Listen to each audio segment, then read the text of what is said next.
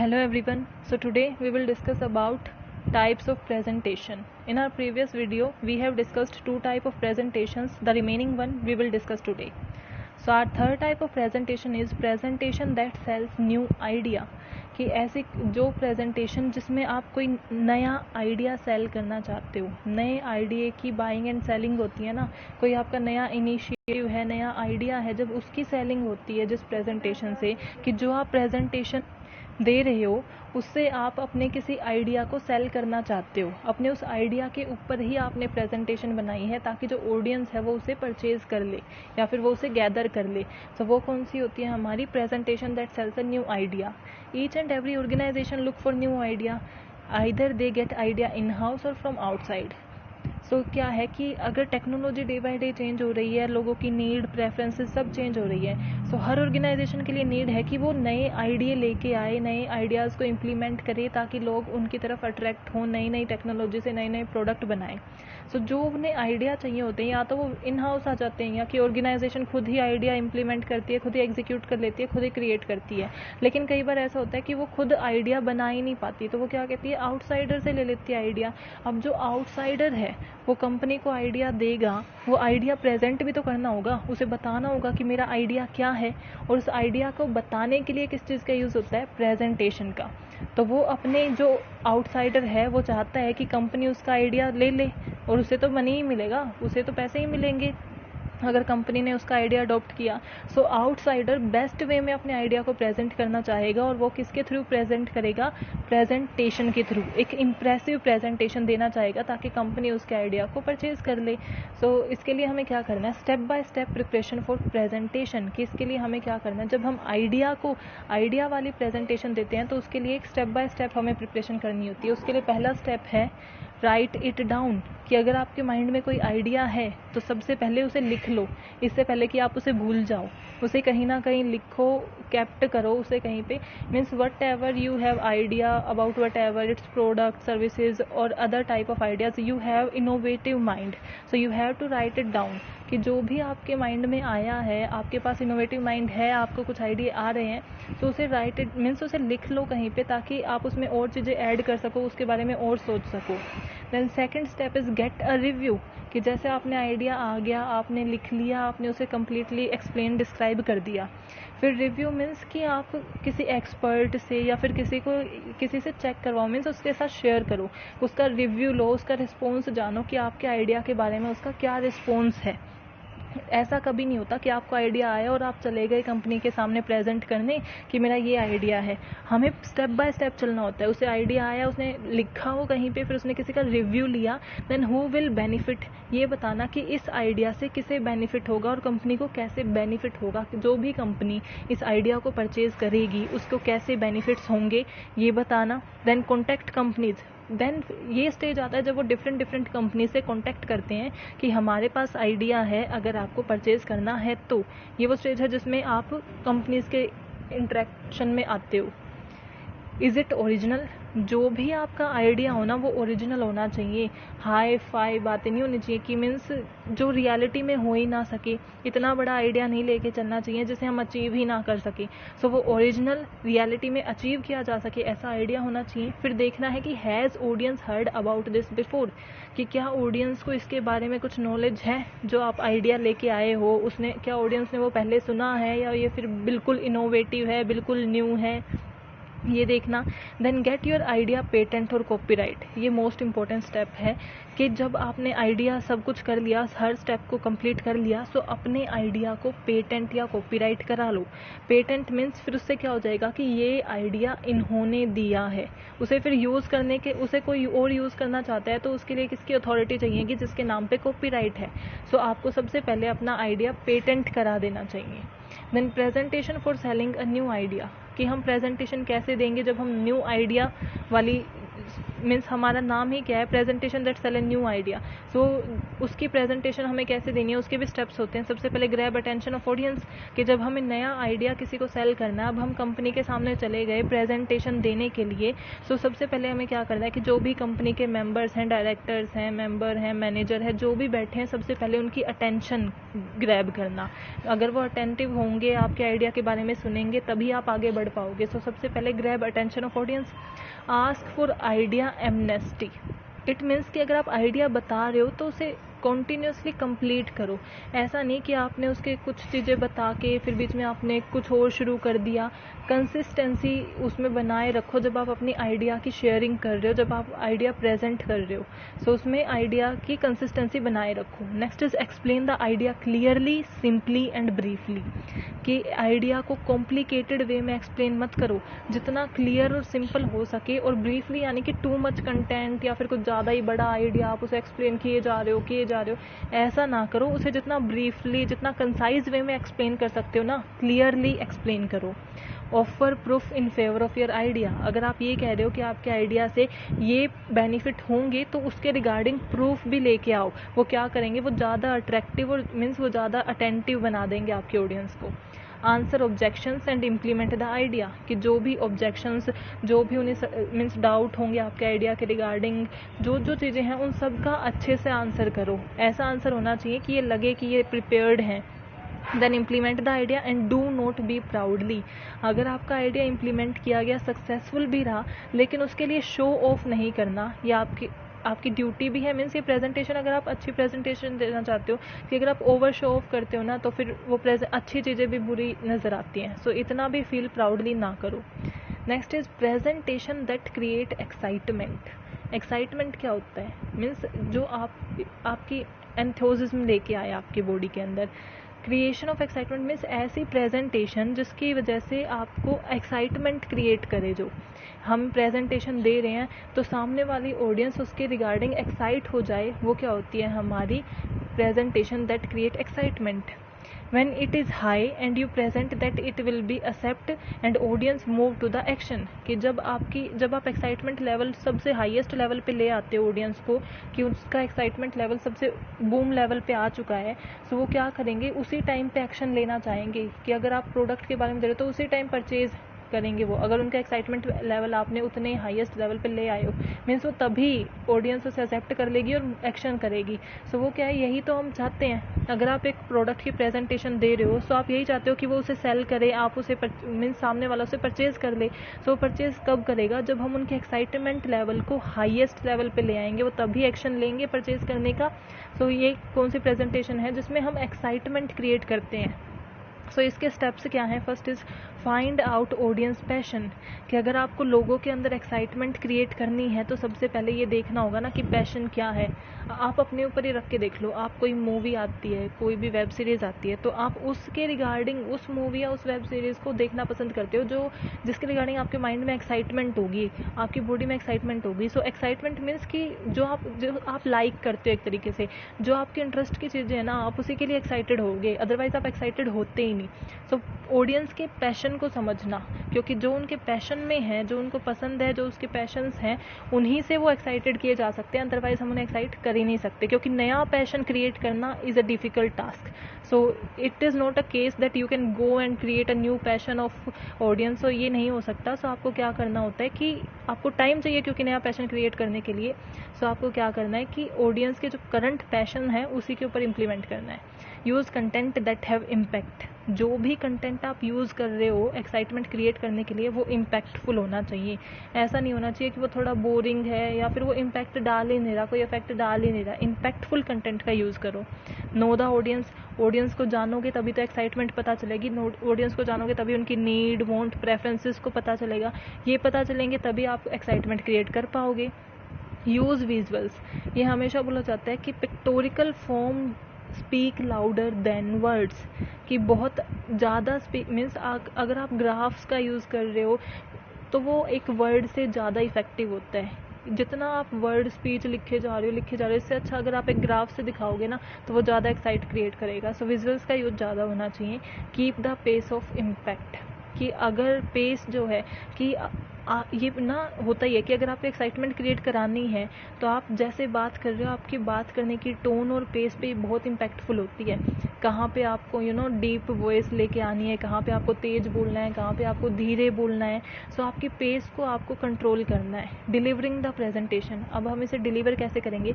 Share your own excitement, कि सबसे पहले आप अगर एक्साइटेड नहीं हो तो आप कैसे सामने वाले को एक्साइट करोगे? सबसे पहले आप खुद एक्साइटमेंट होने चाहिए। आपकी एक्साइटमेंट इतनी होनी चाहिए कि जब आप शेयर करो तो वो खुद ही एक्साइटेड हो जाएं। आपके कंटेंट्स को समझने से पहले ही अगर वो एक्साइटेड हो जाएंगी, तो अपनी एक्साइटमेंट को उनके साथ शेयर करो। लॉजिकल आर्ग्यूमेंट, कि जो भी आप बता रहे हो उसके पीछे कोई लॉजिक होना चाहिए। इलॉजिकल बात मत बोलो, तो एक्साइटमेंट क्रिएट होगी और वो ख़त्म भी हो जाएगी अगर आपकी बात इलॉजिकल है तो। Look at the individual who are excited first, कि जब आपने प्रेजेंटेशन देना शुरू किया और आपने अपनी एक्साइटमेंट उनके साथ शेयर की, तो आप उनकी तरफ सबसे पहले देखो कि जिन्होंने मीन्स जो सबसे पहले एक्साइटेड दिख रहे हैं आपको, जिनको आपको लगता है कि इनमें एक्साइटमेंट क्रिएट हो चुकी है, सो उनको देख के आप और एक्साइटेड क्रिएट कर सकते हो। Connected to the audience passion, उनके पैशन से कनेक्ट होना रिक्वायर्ड है, मैंडेटरी है, अदरवाइज आप क्या है उनको एक्साइटमेंट क्रिएट कर ही नहीं सकते। चेंज योर टोन और पेस इफ रिक्वायर्ड, कि अगर आपको ऐसा लगता है कि आपकी स्पीड, आपकी tone, way of speaking change होनी चाहिए तो उसे रिक्वायरमेंट के अकॉर्डिंग चेंज कर दो। आस्क फॉर एक्शन, कि उनको बोलो मीन्स कि अब उनको एक्शंस के लिए कंपेल करो कि अब वो एक्शन लें, आपके प्रोडक्ट को बाय करें। ऐसे हम 1 बाय 1 स्टेप से क्या करते हैं, डिलीवर करते हैं अपनी प्रेजेंटेशन को। Next is humorous presentation. Humour क्या होता है? Which is related to fun. हम बोलते हैं ना गुड सेंस ऑफ ह्यूमर, ये सब क्या है, ये क्यों है? क्योंकि आपका मीन्स जो फन से रिलेटेड होता है ना, वो होता है humour. So is your audience does not laugh when you need, so if you keep going presentation will be useless. इसका मतलब क्या है कि आपने अपनी प्रेजेंटेशन दे रहे हो, उसमें आपने एक पॉइंट भी रखा जहाँ पे ऑडियंस को लाफ करना है और वहाँ वो हंसती ही नहीं है। इसका मतलब क्या है कि या तो आपका जोक ही ऐसा था या फिर वो आपको अटेंटिवली देख ही नहीं रही। सो अगर आपने वो बोल दिया और आप चले जा रहे हो, दिए जा रहे हो अपनी प्रेजेंटेशन, तो आपकी प्रेजेंटेशन कम्प्लीटली यूजलेस है। सो आपको क्या है कि ऐसे ह्यूमर का यूज़ करना चाहिए कि जो सामने वाले को लाफ भी करे और उसे आपकी प्रेजेंटेशन के अकॉर्डिंग अट्रैक्ट भी करे। Humorous presentation is the presentation which make the audience laugh, कि ऐसी प्रेजेंटेशन जिससे हम ऑडियंस को लाफ कराएं, उस ऑडियंस को हंसाएं, means which make the audience laugh. There should be element of, और ये चीज़ हमेशा याद रखनी चाहिए, जब चाहे आप कोई भी प्रेजेंटेशन दे रहे हो उसमें ह्यूमर तो होना ही होना चाहिए, क्योंकि वो एक पर्सन को mentally inside means mentally involve करती है। फिजिकली तो इन्वॉल्व है ही, लेकिन अगर आपको मेंटली इन्वॉल्व करना है ना तो उसमें ह्यूमर होना ही चाहिए, चाहे वो कैसी ही प्रेजेंटेशन हो, किसी भी टाइप की हो, उसमें एलिमेंट ऑफ ह्यूमर होना ही होना चाहिए। प्रिपरेशन फॉर प्रेजेंटेशन, अब इसके लिए हम प्रिपरेशन कैसे करते हैं? Identify the point two change. सबसे पहले हमें आइडेंटिफाई करना होता है कि किस पॉइंट पे हमें चेंज करना है। हम बोले जा रहे हैं तो ऐसा कौन सा पॉइंट आएगा जब हमें अपना जोक या फन की जो लाइन है वो इम्प्लीमेंट करनी है, एग्जीक्यूट करनी है। वो पॉइंट हमें पहले ही आइडेंटिफाई कर लेना चाहिए। फाइंड द मटेरियल, अब हम कौन सा जोक सुना रहे हैं, कौन सी ऐसी लाइन बोल रहे हैं, जो भी हमें बोलना है उस मटेरियल को पहले ढूंढना तो पड़ेगा ही ना। उसी टाइम नहीं बनाना, उसी टाइम हमने माइंड में सोच रहे हैं कि हम अब ये जोक बोल दें, नहीं, पहले ही हमें उस मटेरियल को फाइंड आउट कर लेना चाहिए। लोकलाइज ह्यूमर, इसका मतलब है कि ऐसा होना चाहिए कि जो इजीली अंडरस्टैंडेबल हो। ऐसा ना हो कि सामने वाले को समझ ही ना आए, उनकी लोकलाइज के अकॉर्डिंग होना चाहिए, मीन्स जो इजीली उन्हें अंडरस्टैंड हो जाए। इसका सिंपली मतलब यही है। मेकिंग अ जोक, फिर जो भी आपका वो है उसे मीन्स कंप्लीट उसको बनाना, जो भी जोक है उसका एक कि उसकी वो स्टार्ट कैसे होगा, उसकी एंडिंग कैसे होगी, पोज कहाँ होगा, बीच में मीन्स कहाँ सस्पेंस होगा, उस कंप्लीट जोक को प्रिपेयर करना। देन प्रिपेयर योर डिलीवरी, कि अब आपका जोक प्रिपेयर हो चुका है, आपने सब डिसाइड कर लिया है, डिलीवरी, उसे डिलीवर कैसे करोगे? सबसे पहले प्रैक्टिस, कि जब भी आप ऑडियंस के सामने करने जा रहे होते हो ना, जब डिलीवर करते हो उससे पहले आपने जब प्रैक्टिस की हो आपकी प्रेजेंटेशन की, तब आपने जोक की भी प्रेजेंटेशन प्रैक्टिस करनी चाहिए कि आप उसे कैसे बोलोगे। Deliver the key phrases slowly and clearly, कि जो इम्पोर्टेंट है, जो मीन्स लोगों को समझ में आने चाहिए, उन्हें आराम से और क्लियरली बताओ। Let the people know that punchline is coming, फिर ऐसा पोज दो कि पंचलाइन आ रही है, ये लोगों को पता चल जाए कि अब ये पॉइंट आएगा जिस पे हमें हंसना है। After deliver the punch line stop and wait for laugh, कि जैसे ही आपने पंच लाइन बोल दी तो ऐसा नहीं है कि पंच लाइन बोलते ही अपने अगली लाइन शुरू कर दी, आगे का टॉपिक शुरू कर दिया, नहीं, टाइम दो लोगों को, मीन्स वेट करो, पोज लो कि वो लोग हंसें। हाउ टू डिलीवर प्रेजेंटेशन, अब हम उसे डिलीवर कैसे करेंगे? Make sure that the humour is funny to you, कि जो भी आप पंच लाइन शेयर करना चाह रहे हो वो आपके लिए फ़नी हो। अगर ऐसी चीज़ है, किसी ने आपको जोक सुनाया, आपको ही उस पर हंसी नहीं आई, तो आप उसे दूसरे से शेयर करोगे तो आप कैसे एक्सपेक्ट कर सकते हो कि सामने वाला हंसेगा? So make sure that the humour is funny for you, कम से कम आपके लिए तो वो हंसी वाला हो। First try it on small group, कि सबसे पहले छोटे ग्रुप पे प्रेजेंटेशन बड़ी ऑडियंस में लार्ज नंबर ऑफ पीपल में देने से पहले उसे स्मॉल ग्रुप पे एक बार ट्राई कर लेना चाहिए कि उनका क्या एक्सप्रेशन है उसके regarding. It relate to the point, जो भी आप ये हमेशा याद रखना चाहिए कि जो भी आप प्रेजेंटेशन दे रहे हो उसमें जो भी जोक पंचलाइन आपने यूज़ की है वो उस प्रेजेंटेशन के अकॉर्डिंग हो, उसके रिगार्डिंग हो, उसके टॉपिक से रिलेटेड हो। ऐसा नहीं है कि आप प्रेजेंटेशन किसी और चीज़ के ऊपर दे रहे हो और जोक आप वैसा ही कोई फ्री फ्लो वाला जोक लेके आ गए। जोक हमेशा आपकी प्रेजेंटेशन से ही रिलेटेड होना चाहिए। बिगिन विद समथिंग शाउट, कि जो शुरुआत है ना वो बैंग के साथ, शुरुआत थोड़ी अच्छी मीन्स ऐसी होनी चाहिए कि तभी इंटरेस्ट क्रिएट हो जाए। Don't use rumour at the end, last में र्यूमर कभी यूज़ नहीं करने चाहिए, जोक वगैरह कभी भी लास्ट में यूज़ नहीं करने चाहिए, ये रूल है। Last type of presentation is emotional appeal या फिर emotional presentation. Emotions are most important part of audience decision making process. It helps you to acceptance by audience. कि इमोशंस जो होते हैं ना, ऑडियंस के इमोशंस को अगर आप टच कर गए ना, तो आप अगर आपने पॉजिटिवली टच किया ऑडियंस के इमोशंस को तो डेफिनेटली वो आपके रिगार्डिंग पॉजिटिव ही मीन्स एक्शंस लेंगे। सो जो भी मीन्स अगर आपने इमोशन किया है, अगर आपने इमोशंस क्रिएट किए हैं तो डेफिनेटली रिजल्ट आपको मिलेगा, क्योंकि इमोशंस क्या हैं, वो अफेक्ट करते हैं ऑडियंस की डिसीजन मेकिंग को। So how to evoke emotional appeal, कि आप इमोशंस कैसे इमोशंस को कैसे टच करोगे, उसकी अपील कैसे करोगे? सबसे पहले है connect with audience emotions and repeat the message, कि ऑडियंस के जो इमोशंस हैं, कि आपकी ऑडियंस किस इमोशन मीन्स करंटली वो किस इमोशंस को फेस कर रही है, मीन्स वो एक्साइटेड है, हैप्पी है, फन के लिए है, उनके इमोशंस के साथ कनेक्ट करना एंड रिपीट द मैसेज, कि जिस मैसेज से आप इमोशन से कनेक्ट कर रहे हो उस मैसेज को एक बार नहीं, उसको रिपीट करो ताकि ऑडियंस ज़्यादा कनेक्ट हो पाए।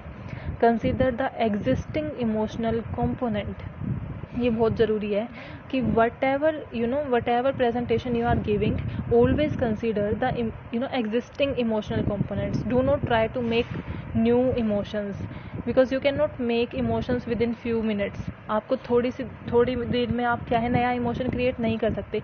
एग्जिस्टिंग जो इमोशनल कंपोनेंट है उन्हीं को यूज़ करो और उसी के रिगार्डिंग प्रेजेंटेशन दो। आप जो नया इमोशन बनाने के सोचोगे कि मैं ऐसी प्रेजेंटेशन देता हूँ कि फिर उनका नया इमोशन क्रिएट करूँ, वही आपके लिए डिफ़िकल्ट होगा, ये इतना इजी नहीं है। सो जो उनके करंटली इमोशंस हैं, जब आपने अपनी एनालाइज किया है, ऑडियंस को स्टडी किया है, जो इनके इमोशंस आपको पता चले हैं उसी के बेस पे उन्हीं को यूज़ करो, करंट जो एग्जिस्टिंग्स हमारे कंपोनेंट्स हैं। Think about the emotion which can be brought forward. फिर आपने प्रेजेंटेशन जो देनी है, आपको पता चल गया कि आपने ऑडियंस को एनालाइज किया कि ये 4 इमोशंस हमने मेनली अपनी ऑडियंस में पाए हैं कि ये इन 4 इमोशंस के हम प्रेजेंटेशन दे सकते हैं। सो जो भी आप उन 4 में से उसे सेलेक्ट करो जिससे आपको ये लगता है कि वो जो इमोशन है अगर हम प्रेजेंटेशन में यूज़ करेंगे तो हम उसे आगे तक ले जा पाएंगे, मीन्स हम ऑडियंस को कन्विंस कर पाएंगे अपने प्रोडक्ट को या फिर जो भी हमें उनसे एक्शंस चाहिए हैं वो उसे परफॉर्म करें। इमोशनल ऑनेस्टी, कि सच तो होना ही चाहिए, मीन्स ऑनेस्टी होनी चाहिए, जो भी इमोशन आप शेयर कर रहे हो वो फेक नहीं होना चाहिए।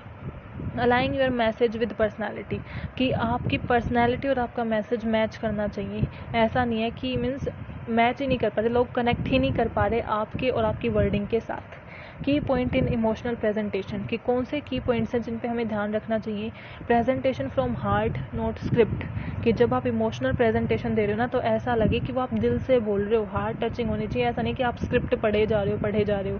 यूज़ र्यूमर केयरफुली, जब भी आप इमोशनल प्रेजेंटेशन देते हो ना तो ऐसा जोक, ऐसी पंचलाइन यूज़ नहीं करनी चाहिए जो किसी के इमोशन को हर्ट करे। सो हमें ये सब क्या है केयरफुली अडोप्ट करना चाहिए। कीप इट शॉर्ट, ज़्यादा लंबी नहीं होनी चाहिए, जितनी वो शॉर्ट कंसाइज होगी उतनी बेटर है। एंटरटेन द ऑडियंस, ऑडियंस को एंटरटेन करना बेस्ट पार्ट होता है आपकी प्रेजेंटेशन का, वो नेसेसरी है, एंटरटेन करो। Final tips about making presentation, prepare prepare prepare, कि जितना हो सके उतना प्रिपेयर करके जाओ, रिलैक्स, उधर जाके हेजिटेट ना हो कि आप मंच पे चले गए और आप कर हेजिटेट कर रहे हो या फिर आपसे अब बोला नहीं जा रहा, रिलैक्स करके आप अपनी इमोशनल प्रेजेंटेशन दो। Open with strong point and close with bang, कि ओपनिंग और क्लोजिंग दोनों अच्छी होनी चाहिए। Do not talk too fast और स्लो, ना तो ज़्यादा जल्दी बोलो और ना ही बहुत धीरे बोलो कि लोग ये कहें कि ये तो बोल कंप्लीट ही नहीं हो पा रही सेंटेंस, और ऐसा भी नहीं कि आप 2-3 सेंटेंस लगाते इतना जल्दी जल्दी बोल गए। यूज़ विजुअल एड्स, कि आप हमेशा विजुअल्स का यूज़ करो जितना हो सके। स्माइल, ऐसा नहीं, इतनी ब्रॉड स्माइल नहीं देने की लोग सोचे कि तो laughing, laughing and smile is different, so keep smiling. Relate point two audience, कि जो ऑडियंस है उसके साथ रिलेट कर सको आप। So I hope you are clear with this topic. Thank you.